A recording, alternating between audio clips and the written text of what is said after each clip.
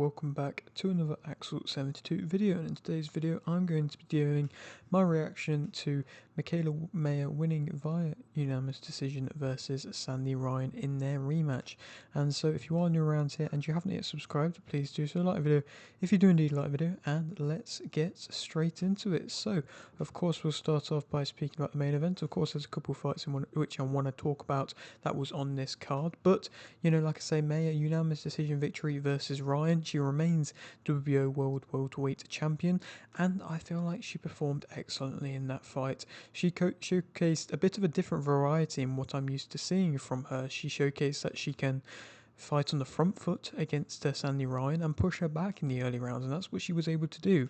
And that was something which she didn't do in the first fight. In the first fight, throughout most of the fight, Ryan was on the front foot and pushing Maya back, and Maya was just fighting off the back foot. She was doing that well, but it was nice to see a bit of a difference, and she showcased she has a decent level of power, in which we've never really seen from her in the welterweight division. Obviously, she wasn't able to stop Ryan. That would have been a huge statement, but of course she wasn't able to do that. But still, in that 10th round, she was able to have success and rock Ryan at one point, and it's just something in which we haven't really seen from Maya. Obviously, she did go back to fighting on the back foot, kind of, going into the mid to later rounds and let Ryan come onto the front foot. But yet again, she was out throwing her, she was out landing her, and she was just outworking her. Ryan was going with the singular shots that I think it was 10th round. It was an amazing round where they were just going back and forth. And I feel like that is a matchup in which is always going to be a great matchup.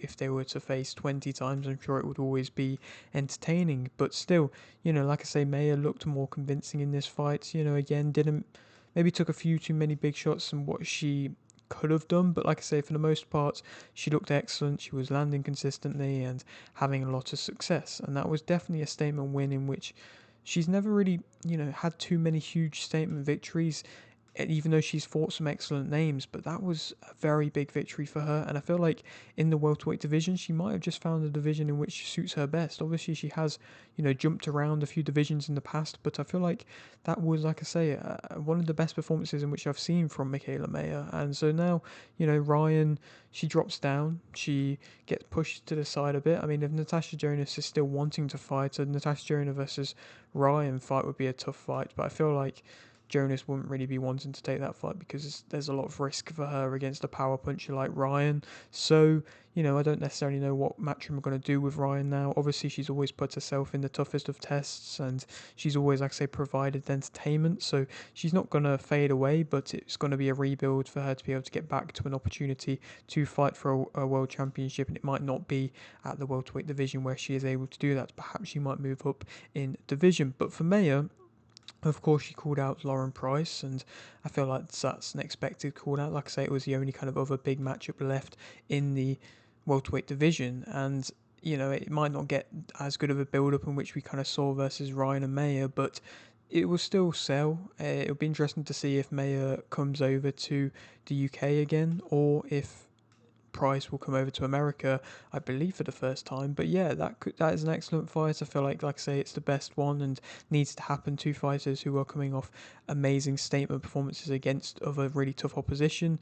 And so yeah, it's definitely the fight that has to happen. I'm very glad to see that Maya was straight away willing to call her out. Price pretty much straight away agreed. It showed that at least in this weight division, all the champions are willing to fight each other, which is always what the fans want to see, and it's excellent to see. To move on to speak about the other two fights in which I want to touch upon from this card, Norman Jr. won via TKO in round 3 versus Cuevas to remain WBO welterweight world champion, and that was again an excellent performance. It was a great knockout. Cuevas just looked completely out of it at the end and was just kind of waddling away, just wanting to pretty much just leave the ring straight away from the looks of it. But like I say, Norman Jr. an excellent knockout performance again, looking quite cold with pretty much every knockout in which he's getting at the moment, and stylish, and it's just nice to see. Obviously, he called out all the champions, says that he's willing to fight everybody and anybody, but obviously the things of Ennis, the negotiations didn't end up happening last time, so maybe he just wanted, like I said in my prediction, the defense to just get that under the belt before. But like I say, that was another great victory. Even though he had that time away and he had the problems with his hands, he's showcased that that's not affecting him, and yeah, it was just excellent. I feel like he does have a really entertaining style, and the shot selection in which he throws and the way that he can generate the power in which he does is always going to provide that entertainment. And so, like I say, excellent knockout performance from Norman Jr., and he again has shown an improvement and again is now showcasing that he can operate in the welterweight division, and it's a division in which has some great fighters but perhaps needs a little bit more of a push to be able to make some great fights and really have a clear standout star. And Norman Jr., he does have the capabilities, and possibly could be that if he keeps getting the knockouts in which he's getting.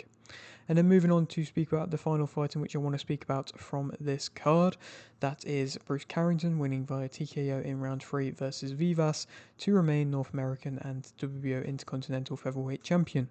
Of course, again, another early stoppage win for someone on this card, but Carrington was needing that. He was, having fans kind of slating his power and saying that he didn't have that much and saying that he kind of needs a knockout. And I feel like for his confidence, that was an excellent knockout victory. Of course, Vivas hasn't really been stopped, I believe, by anybody, and he was definitely going to be a tough ass to be able to beat him and to stop him. But Carrington looked good. I really like his kind of smart style, the way that he will just walk you down, not rush finishes, and be able to still hurt when he can. And he's now gone to go call out other champions. He's pretty much called out all the other champions. The first one he mentioned was Nick Ball.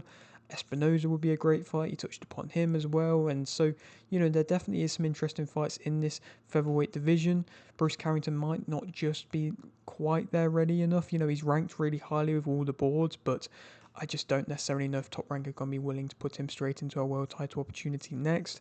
Like I say, I just doubt that we'll see that happen next. So maybe, another top contenders fight, something like that before, because I just feel maybe it's a little bit of a big jump to put him straight into a world title fight. But obviously, I'm not the one that's going to be deciding that. Of course, Top Rank is, but I feel like they kind of agree with what I'm saying as well.